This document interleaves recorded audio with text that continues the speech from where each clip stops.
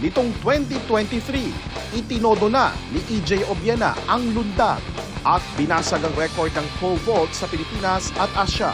Kaya ikalawa na siya sa ranggo ng mga pole vaulter sa daigdig. Ang ating Gilas Pilipinas nagpakitang gilas. Sa group match ng 2023 FIBA Basketball World Cup, nilampaso nito ang China at nakakuha ng slot para mag-qualify sa 2024 Paris Olympics. At sa 19th Asian Games, hinirang ulit ang Gilas bilang mga hari ng basketball sa Asia. Koronang 1962 pa natin huling nakuha. Kumamada rin na mga ginto sa Asian Games si EJ Obiena sa athletics, pati sina Margarita Ochoa at Ani Ramirez sa jiu-jitsu.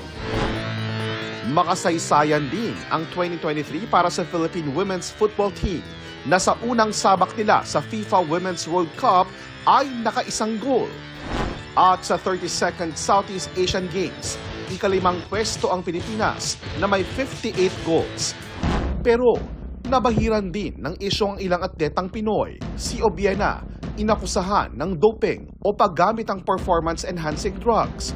Aligasyong mariin niyang itinanggi at binawi rin kalaunan ng nag-akusa. Si Justin Brownlee naman, nagpositibo sa isang bawal na substance bagamat di nakaapekto sa gold ng Pilipinas sa Asian Games. Bago naman matapos ang taon, sinubaybayan ang duelo ng Intramuros at Mendiola sa NCAA Season 99 Men's Basketball Finals. Nanaig ang San Beda University Red Lions kontra Mapua University Cardinals.